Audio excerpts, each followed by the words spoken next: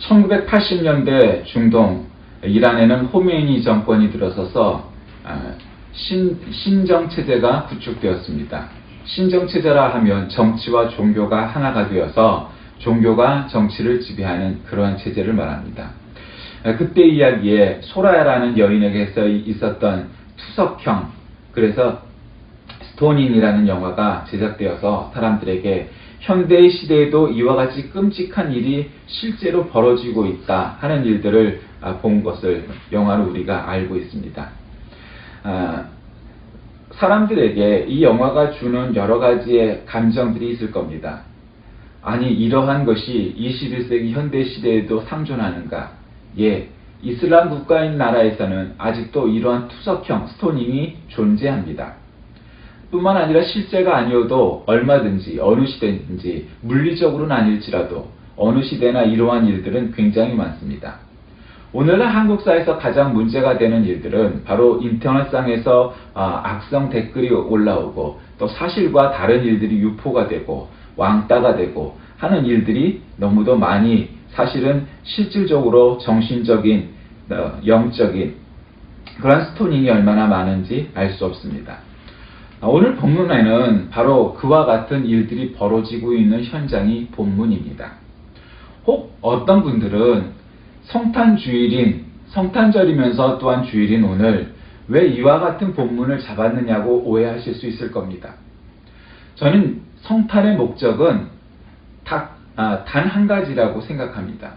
그것은 예수님께서 직접 하나님이시면서도 이 땅에 인간의 몸을 입고 오셔서, 그것도 보잘것없는 곳에서 아기 예수로 오셔서 많은 사람들을 믿고 구원시키려 하심입니다. 그것이 성탄의 가장 큰 목적입니다. 사람들도 그렇게 말합니다. 그런데 성탄의 참 의미는 잘 모르는 것 같습니다. 왜냐하면 이전에는 이 즈음만 되면은 곳곳에서 캐럴이 울려 퍼졌고, 심지어는 공중파와 같은 방송에서도 아주 쉴 새 없이 캐럴을 들을 수 있었습니다. 그런데 지금 그렇지 않습니다. 그리고 얼마나 많은 사람들이 카드나 연회장을 보내었는데 그것도 이제는 눈에 찾고 보기에도 어려운 시대가 되었습니다. 뿐만 아니라 성탄 정오가 돼서 뉴스가 하고 저녁에 뉴스가 되면 당연히 다수파인 개신교가 먼저 나와서 교회와 성당에서는 이와 같이 나와야 되는데 교회는 안 나오든지 두 번째 나옵니다. 이것도 역시 언론들의 폭력입니다.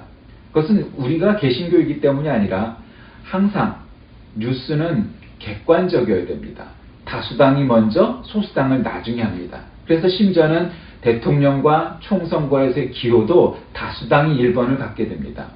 그것은 권위주의적 서열 문화가 아니라 상식적인 선에서 나누기 어려우니까 다수파를 먼저 앞에 하는 겁니다. 그런데 우리가 언젠가부터는 예전에는 교회만 보여주던 뉴스가 성당을 같이 보여주더니 이제는 교회를 보여주지도 않는 지경에 이르렀습니다. 그런데 여러분, 지금으로부터 100여 년 전 이 땅에 처음 일제시대나 구한말에 선교사들에 의해 복음이 들어올 때의 모습을 한번 생각해 보십시오. 그때는 정말 성경에 나와 있는 초기 교회 시대의 사람들처럼 목숨을 걸지 않고서는 믿을 수 없는 시대였습니다. 그러기에 그 사람들에게는 예수를 믿는다는 것이, 성경을 믿는다는 것이 지금처럼 그렇게 믿는 것이 아니고 어떤 사상이나 이념을 위해서 믿는 것이 아니고 목숨을 내 던져야만 영생을 얻을 수 있는 아주 값진 선물이었습니다. 그런데 오늘날 마치 믿음이란 것이 어떠한 취미생활이나 뭐처럼 해도 되고 안 해도 되고 하는 그만인 것처럼 여겨지고 아주 보잘것없는 것으로 여겨지고 생명과는 관계없이 생명보다 훨씬 소중하지도 않은 돈과도 바꿀 수 없는 그러한 존재가 되어버리고 말았습니다. 이 모든 사람들은 성탄의 목적이 무엇인지를 아직도 잘 모르는 것 같습니다. 자, 한번 오늘 등장하는 사람들을 중심으로 성탄의 목적이 무엇인지, 예수께서 이곳에 오신 목적이 무엇인지를 한번 살펴보겠습니다. 오늘 나오는 사람들은 5 종류의 등장인물이 있습니다. 첫째는 서기관들과 바리새인들이고, 둘째는 음행 중에 잡힌 여자고, 세 번째로는 오늘 본문에는 등장하지 않으나 간통했으나 음행 중에 잡힌 여자와는 달리 잡혀오지 않은 남자가 있습니다. 그리고 네 번째로는 여러 구경했던 사람들이 있고, 그리고 마지막으로 예수님, 이렇게 5 종류의 사람들이 있습니다. 먼저 서기관들과 바리새인들이 음행 중에 잡힌 여자, 즉 현행범을 예수께 끌고 옵니다. 그 이유는 딱 한 가지입니다. 예수님을 시험에 빠뜨리려고 합니다. 왜 시험에 빠뜨리려고 하나? 예수님은 지금 이미 이스라엘에서 소문이 나기 시작했습니다. 아, 위대한 예언자가 나타났다. 최소한 그 정도로는 사람들이 인식을 했습니다. 그러니 서기관들과 바리새인들, 즉 정치적으로 그리고 경제적으로 기득권을 갖고 있던 이 사람들에게는 이것이 위협적인 요소가 되었습니다. 그러니 예수님을 잘라내야만 했습니다. 그런데 예수님의 가르침이 정통 유대교의 것과는 조금 달랐습니다. 그러니 음행 중인 여자를 붙잡아다가 예수님 앞에 내려놓았습니다. 그래놓고는 자, 선생이라면 어떻게 이것을 해결해야 되겠습니까? 라고 묻습니다. 그런데 문제는 이것이 이쪽을 선택해도 걸리고 저쪽을 선택해도 걸립니다. 다시 말씀드리면 이 여인을 돌로 쳐라 하면 참 무자비한 사람이 될 겁니다. 그러나 율법은 지키게 되겠죠. 그런데 저 여자를 돌로 치면 안 된다 하면은 인권이나 사랑은 많은 사람으로 남을 수 있지만 결국 로마 제국, 로마 총독에게 고소하려고 하는, 법정으로 끌고 가려고 하는데 로마 제국에 법적으로 대항하는 그러한 사람으로 인식될 수 있는 그런 반체제 인사가 될 수밖에 없는 이유입니다. 그래서 서기관들과 바리새인들이 예수님 앞에 이 여인을 끌고 온 것입니다. 그런데 이 사람들이 또 정당성을 입증할 수 없는 이유가 있습니다. 물론 이 당시는 2000년 전이니까 남자에 비해서 여자들의 인권이 더 업신여겼고 심지어는 사람의 숫자로도 포함되지 않는 시대였습니다.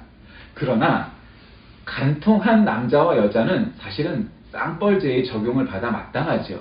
그래서 두 사람을 다 끌고 오는 것이 마땅함에도 불구하고 그들은 남자는 어디로 갔는지 본문에 등장하지도 않은 채 오직 힘없는 여자만 데리고 와서 그 현장에 끌고 왔던 겁니다.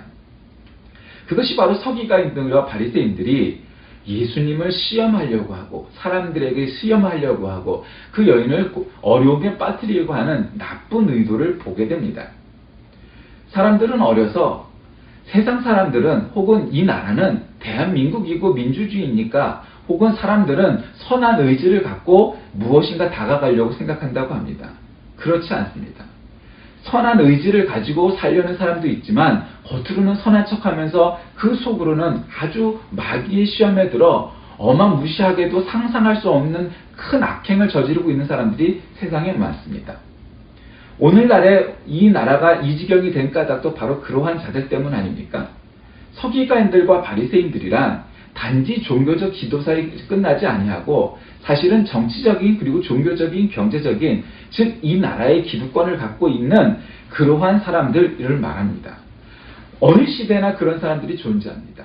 그런 사람들에게 필요한 것은 무엇이겠습니까? 겸손입니다. 그들은 많이 배웠고 공부를 많이 해서 자기들은 다 안다고 생각했습니다. 그들은 유대의 율법을 잘 아는 것만큼은 사실입니다. 마치 법조항처럼 말이죠. 그런데 그들이 간과한 것이 있었습니다. 이 여인을 끌고 와서 예수님을 시험 들려 했지만 예수님은 그들보다는 한 차원 아니 여러 차원 높은 분이었습니다. 그래서 결코 시험에 들지 않았던 것입니다. 음행 중에 잡힌 그 여자는 현장범이었습니다. 그러니 빼도 박도 못하는 그런 지경에 이르렀습니다. 유대율법, 구약성경에 따르면 레위기 20장 10절에 누구든지 남의 아내와 간음하는 자, 곧 그 이웃의 아내와 간음하는 자, 그 간부와 음부를 반드시 죽일지니라 이렇게 나와 있습니다. 그리고 신명기 22장 22절에도 남자가 유부녀와 통간함을 보거든 그 통간한 남자와 그 여자를 둘 다 죽여 이스라엘 중에 악을 제할지니라 말씀하셨습니다.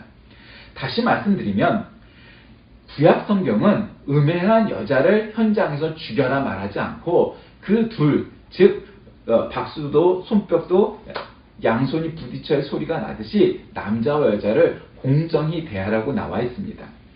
그런데 사람들은 뭔가 성경을 아는 것처럼 말하지만 성경의 전부가 혹은 그 정신이 아니고 일부만 쪽집게처럼 이단 사이비처럼 그렇게 뽑아다가 지 편한 대로 해석을 하려 합니다.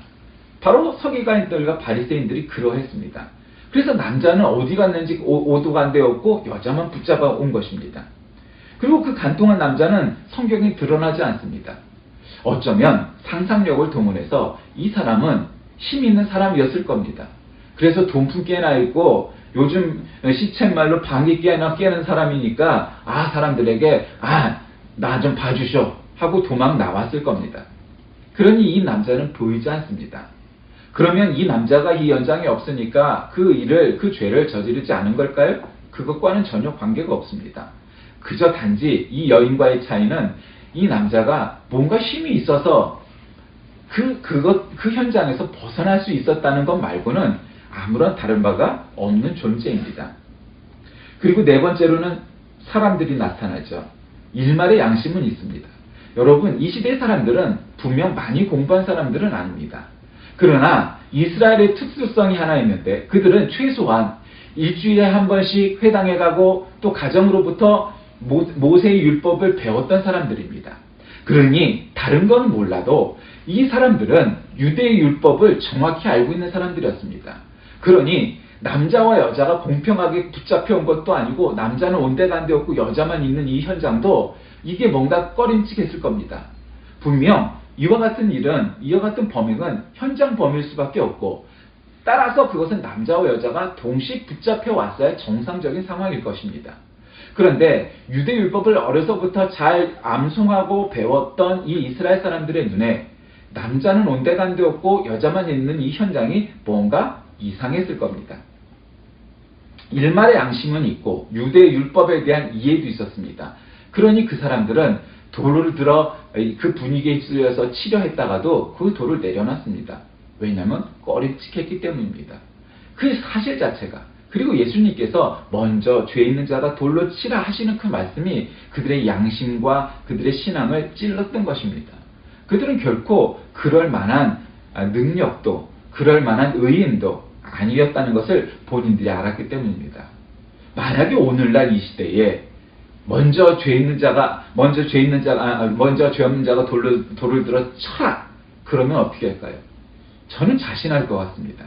이 시대에는 그래도 돌을 들어 치는 사람이 나올 것입니다. 그리고 한 사람, 두 사람 돌을 던지기 시작하면 수많은 사람들이 돌을 던질 겁니다.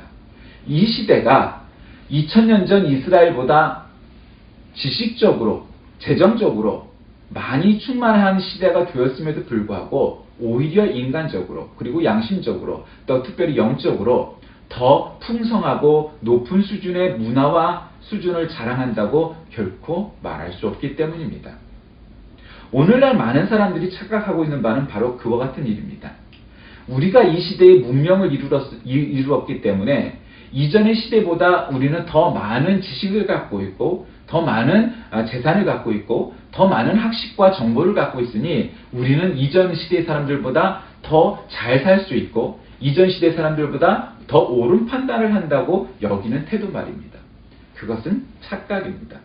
왜? 최소한 2000년 그리고 더 넘겨잡으면 수천 년 전의 구약과 신약 성경에 있는 내용들이 그 구닥다리 이야기가 오늘날의 우리에게 도대체 무슨 의미가 있느냐? 라는 질문을 하는 사람이 가끔 있습니다. 그렇지 않습니다. 사람 사는 것은 다 똑같습니다. 그 시대의 사람들이나 지금의 시대의 사람들이 그리고 그 시대의 사람들이 벌어진 일이나 오늘날에 벌어지는 일들이 다를까요? 본질적으로 다 똑같은 일입니다. 자, 그럼 오늘 본문 말씀의 내용을 한번 분석해 보겠습니다. 이 오늘 본문 전에 1절에 보면 예수는 감람산으로 가시다. 예수님께서는 예루살렘 밖으로 나가셨다가 다시 이 예루살렘 성으로 들어온 일입니다. 다시 말씀드리면 그분에게는 정해진 숙소가 없었다는 것이죠. 그리고 그래서 성 밖으로 나갈 수밖에 없었다는 거예요. 그만큼 어려운 형편에 놓이셨던 것입니다. 그럼에도 불구하고 아침 일찍 성전에 나아갔는데 거기에서 서기관들과 바리새인들을 만난 겁니다. 즉 다시 말씀드리면 아침 일찍부터 끌고 왔다는 것은 어쩌면 물론 새벽녘에 들이닥쳐서 이 여인을 붙잡았을 수도 있겠지만 제가 보기에는 어쩌면 전날 밤에 이 현장을 덮쳐서, 아니면 사실은 이 여인은 어쩌면 의도한 바대로 들어갔다가 그렇게 유인책에 물린 그러한 여인일 겁니다. 왜냐하면 아침 일찍 끌려왔기 때문이죠. 그럴 때 예수님을 만나게 된 겁니다. 그런데 예수님은 그 성전에서 사람들에게 그들을 말씀으로, 그리고 권위 있는 말씀으로 가르치고 계셨던 것입니다. 그렇게 부지런히 말씀을 가르치고 있는 와중에 이 여인을 만난 겁니다. 그럴 때 이 사두개인과 바리새인들과 서기관들과 같은 이 사람들이 이 여인을 데리고 왔고, 그래서 이 여인은 어떻게 할까요? 물어봤더니 예수님께서는 몸을 굽히사 손가락으로 땅에 쓰셨답니다. 예수님께서 땅에 쓰신 글씨가 어떤 내용일까? 학자들은 여러 가지 추측을 합니다. 여러 가지 추측을 하죠. 그것은 추측이니까 오늘은 지나가겠습니다. 어쨌든 땅에 그 글씨를 쓰십니다. 그러나 그 내용이 무엇일까? 사실은 그거보다 그 내용은 우리는 알 수 없습니다. 그런데 예수님은 잠깐 시간을 두시고 침묵하시면서 구태여 그 내용이 무엇인지 알지 못하지만 땅에 글씨를 쓰셨다는 것입니다. 그 침묵의 의미가 무엇일까요? 인간이 인간을 정죄하고 또한 살해하는 일이 참으로 말도 안 되는 일인데, 지금 이 자들은 어처구니 없이도 공정하지 않게도 이 여인을 끌고 와서 더군다나 나를 시험하려 들게 하는 것이고, 뿐만 아니라 그 자리에 있는 모든 사람들을 호도하여서 그 자신들의 손에는 피를 묻히지 아니하고 이 여인과 예수님과 많은 사람들이 한꺼번에 모함을 통해서 이 사건, 이 스캔들에 휘말리게 하려는 아주 의도가 나쁜 사람들입니다. 그러니까 이 사람들은 그저 자기에 혼자 죄짓고 마는 것이 아니고 여러 사람들을 시험에 들게 하여서 결국 아주 자기는 손도 안 씻으면서 세상을 갖다가 완전히 악의 구렁텅이로 몰아뜨리려고 하는 의도가 있었다는 겁니다. 그러니 예수님이 얼마나 어이가 없으셨겠습니까? 죄 없는 자가 먼저 돌로 치라 하신 다음에 다시 몸을 굽혀서 글씨를 쓰시면서 시간을 끄셨습니다. 어쩌면 황당했고 어쩌면 화를 누르시기 위함일 수도 있었을 겁니다. 그런데 너희 중에 죄 없는 자가 먼저 돌로 치라 이렇게 말씀을 하시니 사람들은 하나 둘씩 사라져 갔습니다. 물론 그 내용은 또 거기서도 젊은 사람부터 그랬고 어린아이부터 그랬고 학자들마다 그렇게 해석을 합니다. 그러나 지금 그것을 논하지 아니하고 어쨌든 사람들은 다 돌아가는 현상을 보게 됐습니다. 불교 신문에서 읽은 칼럼이었습니다. 20여 년 전 은사 스님을 모시고 있는 한 상좌가 은사 스님이 해주신 이야기를 글에 쓴 칼럼이었습니다. 그 스승이셨던 스님은 수행자의 표본이라고 할 정도로 아주 엄격하셔서 감히 모시기도 힘들 만큼 아주 깔끔하셨던 분입니다. 깔끔하다는 건 까다로웠다는 얘기겠죠. 그래서 모시기 아주 힘들었던 분이라고 합니다. 근데 그 스님이 광주 추강사에 계실 때 한 상좌 스님, 즉 제자 스님이, 한 젊은 스님이, 그러니까 이제 갓 머리를 깎고 비구계를 받은 젊은 스님이, 그러니까 우리로 말하면 한 전도사쯤 되는 그런 사람입니다. 원래 밤마다 나가서 말썽을 피우게 되니까 스님께서는 호댕꾸질함과 함께 그 스님을 결국 몇 번 주의를 주다가 결국 절에서 쫓아냈다고 합니다. 근데 그 제자가 절에서 짐을 싸서 나가면서 그 스승인 스님에게 편지를 남겼답니다. 그 편지에 스님은 저희에게는 바다와 같은 존재이신데 도랑물이나 시냇물 같은 저희를 깨끗하지 못하다고 거부하고 받아주시지 않는다면 저희는 어디로 흘러가야 합니까? 이와 같은 내용을 남기고 떠났답니다. 그 편지를 읽은 그 스승인 스님이 부끄러운 마음에 수행자는 자신에게는 엄격하되 다른 사람에게는 한없이 관대해야 하는데 나는 아직 젊어 미숙한 그 스님을 이해하지 못하고 용서하지 못했다 말씀하시면서 성경의 오늘 본문의 말씀, 죄 있는 자가 먼저 돌로 쳐라 하는 말씀을 갖고 오시면서 그 제자를 다시 받아들이셨다 하는 내용을 불교 신문에서 읽어본 적이 있습니다. 우리는 보통 스스로에게는 한없이 관대하고 타인에겐 지나치게 엄격하게 굴 때가 많습니다. 그러나 우리가 정신적으로 수양을 쌓건 아니면 신앙적으로 종교적인 이룸을 한 사람이건 아니면 인격적인 됨됨이가 된 사람이건 아니면 학식으로 많은 학위를 쌓은 사람이건 관계없이 무언가 우리가 인간의 상황에서 무언가 이루었다는 사람은, 수양을 쌓았다는 사람은 그와 같은 인격과 품위가 있어야만 할 것입니다. 그런데 오늘 본문에 나온 사람들에게서 볼 수 있는 것은 바리새인과 사두개인들과 서기관들과 같은 기존의 사람들이 오히려 가장 낮은 인격의 단계를 보여주었다는 것입니다. 오히려 별 볼 일 없던 민중들이 오히려 양심을 가지고 돌로 감히 던지지 못하고 내려갔다는 겁니다. 해밍웨이는 노인과 바다에서 말하기를 모든 생명 있는 존재는 어떤 방식으로든 다른 존재를 죽인다 라고 말했습니다. 이 작가의 비극적 통찰을 엿볼 수 있는 말입니다. 이 통찰에는 일면 일리가 있어 보입니다. 사람이 살고 혹은 동물이 살기 위해선 다른 동물이나 식물을 먹어야만 합니다. 그리고 그것이 보장되는 것이 자연계입니다. 그래서 진정 자연을 보호하는 것은 자연 그대로 내비두는 것일 수 있습니다. 그러나 또 한편의 측면도 있는 것을 간과해서는 안 됩니다. 어떤 여행 프로를 보니까 중국의 아주 높은 산들에 에스컬레이터, 엘리베이터, 케이블카 이런 것들이 놓여져 있습니다. 대부분 한국에서 이런 일들이 벌어지면 사람들은 그것은 자연보호 측면에서 좋지 않은 일이라고 여기면서 케이블카를 반대합니다.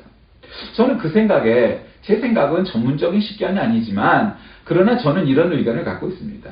나는 오히려 그런 관광지, 특별히 산과 같은 곳에 케이블카나 이런 것들을 설치하는 것이 오히려 자연훼손을 덜 한다고 여깁니다. 많은 사람들이 그저 걸어다니면서 아무 곳에나 쓰레기를 버리고 아무 곳에서나 밥을 해먹고 아무 곳에서나 딴짓을 하면서 자연을 훼손하는 것보단 빠른 시간 내에 그냥 케이블카를 타고 가는 것이 오히려 자연을 보호하는 그러한 방법이라고 저는 생각을 합니다. 어떻든 간에 사람은, 그리고 또 많은 동물들은 살아가면서 다른 생명을 앗아갈 수밖에 없습니다. 동물의 세계에 보면 너무도 많이 나타나는 일들입니다. 그것은 자연의 속성입니다. 그리고 그것은 살아가기 위해서입니다. 그런데 여러분, 사람이 다른 동물들과 구별되는 것이 무엇인 줄 압니까? 동물은 자신의 생존을 위해서만 다른 먹잇감을 찾아서 다른 짐승을 잡아먹습니다. 그런데 사람의 잔인함은 자신의 생존과 관계가 없는 일들 속에서도 너무도 많은 살인을 한다는 것을 우리가 알게 됩니다. 바로 이것이 오늘 읽은 그 불교신문에서 읽은 그 스님의 에세이의 내용입니다. 그러면서 다른 동료 물고기들이 돌연 포식자로 변해 끝장을 내고 마는 일과 같은 일은 없어야 한다라고 결론을 맺고 있습니다. 자, 성탄의 목적. 여러분, 그건 무엇일까요? 왜 하늘에만 계셔도 충분했을 것 같이 여겨지는 하나님이 이 땅에 아기 예수, 보잘것없는 모습으로 이 땅에 오셔서, 그리고 오늘과 같은 일을 당면하시면서 예수님께서는 죄 있는 자가 먼저 돌로 쳐라 말씀하면서 그 사건을 종결시키셨습니다. 아주 깨끗이 그 사람들이 돌아가게 만드셨던 거죠.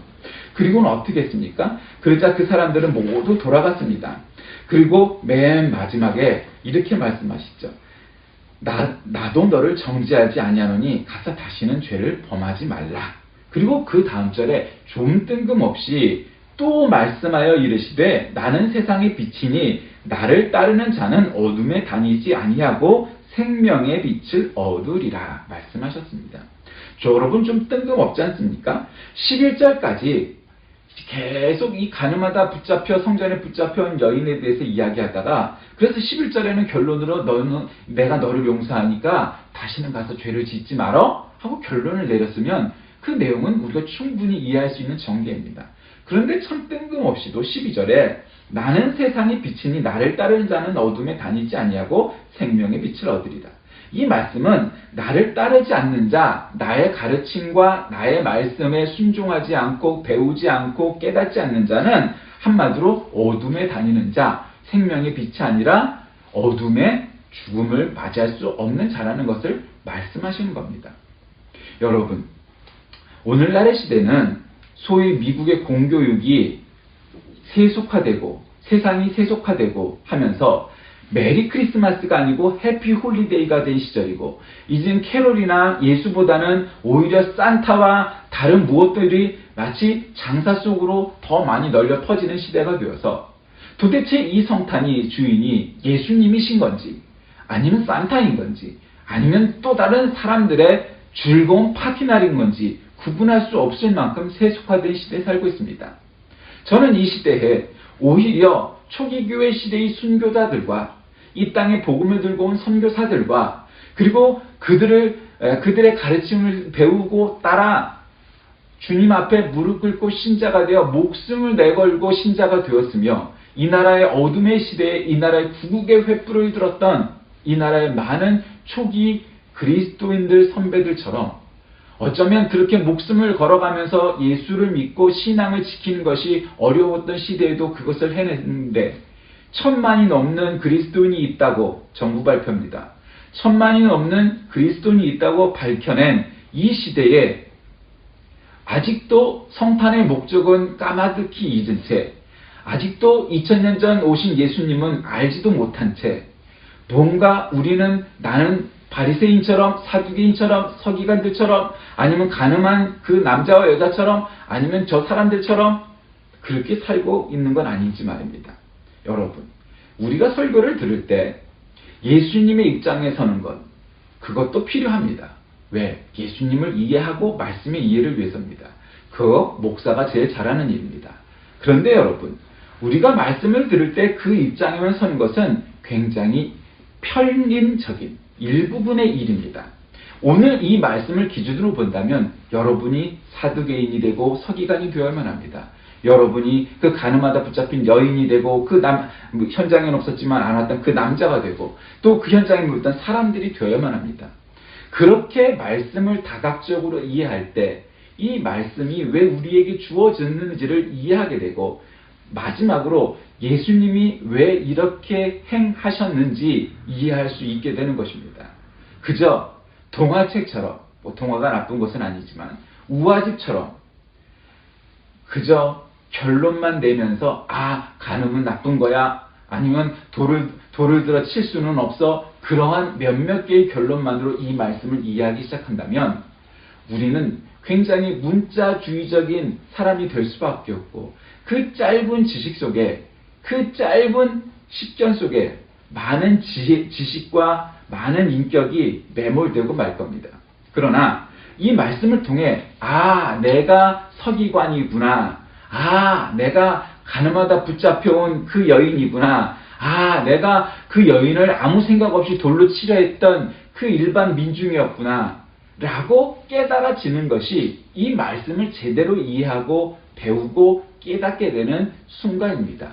이 과정 없이 결론을 내려버린다면 결국 우리는 이 문자는 알지만 실제로 그 말씀이 우리에게 영향력이 지고 우리가 그 말씀 속에 들어가 그 말씀을 깨닫고 그래서 매 성경마다 예수님이 이 땅에 오신 목적, 즉 성탄의 목적에 스며 있는 성경 곳곳에 구약서부터 신약의 끝까지의 모든 내용들을 제대로 이해하지 못하고 그저 겉표면을 혀로 할 듯이 읽고 지나가는 것에 끝날 수밖에 없을 겁니다.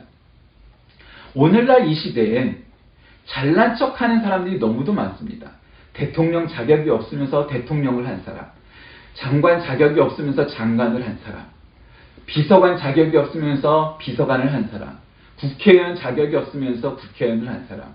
이건 요즘 벌어지는 일이죠. 꼭 그 사람들만 그렇겠습니까?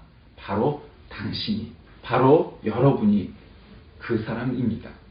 그저 박근혜나 다른 여러 사람들만 그런 사람들이 아니고 이 모든 일이 벌어진 속에는 바로 나의 책임, 나의 무능함, 내가 막지 못했고 내가 하지 못했고 내가 깨닫지 못했음을 자각하는 실존적 깨달음서부터 출발하지 않는다면 그저 돌을 아무 생각 없이 던지는 사람들과 무엇이 다르겠습니까?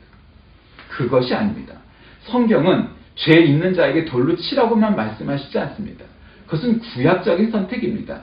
그것은 최소한의 징벌입니다. 그렇게라도 죄인들을 몰아내기 위해서죠. 그러나 예수님이 오셔서 그와 같은 징벌의 방법과 사고를 바꾸셨습니다. 이제는 무조건 율법을 어겼으니까 너는 돌로 쳐라! 너는 죽어 마땅한 애라! 이렇게 사고하고 판단하고 또 행하고 하지 말라. 왜?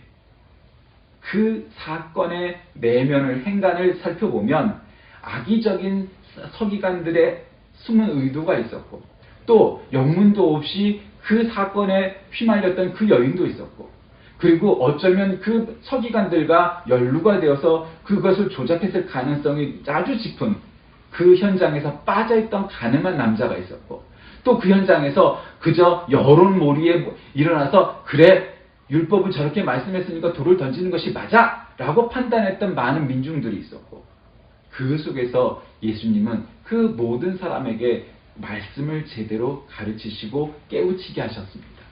바로 그분이 예수님입니다. 그러기 위해서 이 땅에 오셨습니다. 말씀을 정리합니다. 성탄의 목적은 인간을 사랑하는 하나님께서 정죄하고 시험에 빠뜨리고 또 잘난 척하고 교만한 서기관들과 바리새인들, 간통한 여자와 남자, 돌을 들었던 사람들, 이 모든 사람들의 죄를 위하여 오신 은혜입니다. 여러분은 어디에 속하십니까? 혹 예수님 편에 속했다고 생각하십니까? 혹 서기관입니까? 혹 가늠한 사람들입니까? 아니면 돌을 들었던 사람들입니까? 어디에 속한다고 여기든 별 의미 없습니다. 저와 여러분 모두가 바로 이 현장에 있는 죄인이기 때문입니다. 예수님이 바로 그 모든 사람들을 위하여 이 땅에 오셨고, 그것이 성탄에 오신 이유입니다. 그것이 믿어지지 않거든 말씀 속에서 듣고자 하는 것만 듣지 마시고 서기관이나 바리새인, 간통한 사람, 구경꾼들이 되어서 그 말씀을 한번 들어보십시오. 그러면 예수님께서 왜 2000년이 지나도록 수십억이 넘는 그 많은 역사 속의 사람들이 왜 이름도 끝도 없는 그 조그만 나라에서 오셨던 한 분이었던 것으로 기억되는, 한 사람으로 기억되는 그분을 왜 하나님이라고 여기고 하나님이라고 믿게 되었는가? 우리의 육안으로 보지도 못했는데 그 사람들은 다 바볼까? 여러분보다 똑똑합니다. 여러분보다 더 많이 상고했습니다. 여러분보다 영적으로 더 터보했고, 오히려 짐승의 소리를 하나님의 음성으로 들을 만큼 영악했던 사람도 있었습니다. 그런데 그 사람들이 순교에 이르기까지 그 믿음을 지켰던 것은 그것이 바로 진리이기 때문입니다. 그곳에 깨달음이 있기 때문입니다. 그것이 진정한 믿음이기 때문이었습니다. 그것이 믿어지지 않거든 그 말씀 속으로 들어가 그 말씀의 깨달음을 한번 다시금 생각해 보십시오. 서기관과 바리새인, 또한 간통한 사람, 구경꾼, 그 모두는 다 사실은 가짜입니다. 진정 중요한 것은 그 예수님의 가르침 속에 그 모든 사람들을 위하여 그들을 구원하시기 위해서 오신 그 사랑이 바로 예수님의 마음이고 그것이 성탄의 목적입니다. 그것을 생각하지 않는다면 여러분은 아직도 구약의 굴레에서, 아니면 또 다른 이념과 또 다른 어떠한 무지의 굴레에서 벗어나지 못한 불쌍한 영혼일 수밖에 없습니다. 이 성탄의 목적을 깨달아 예수님처럼 우리도 성탄의 목적을 달성하는 저와 여러분이 다 되시길 주의 이름으로 간절히 기도합니다. 하나님 감사합니다. 오늘 우리에게는 성탄 아침을 주셨습니다. 성탄이 예전처럼 분주하거나 화려하지 않은 것은 안정되고 또 이 나라가 점점 잘 사라지는 이유일 수도 있습니다. 그러나 또 한편으로는 예수님과 성탄의 목적 없이 오히려 우리는 먹고 살기 별 부족함이 없기에 이제는 간절함도 그런 것도 다 잊어버리고 그저 내 잘난 맛에 살아가는 사람들이 너무도 넘쳐나는 세상이 되었습니다.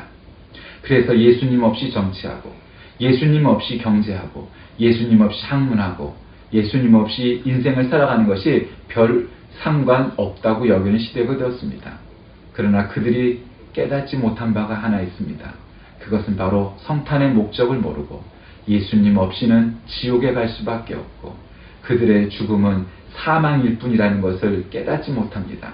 하나님, 그들이 진정 예수께서 이 땅에 오신 목적을 깨달아 하나님께 돌아오게 하시고 이미 믿은 자 제대로 믿을 수 있도록 우리의 연약함과 나약함을 치우시고 오직 주 앞에 성탄의 목적을 실현시키는 주의 자녀들 되게 하여 주옵소서. 예수님의 이름으로 간절히 기도합니다. 아멘.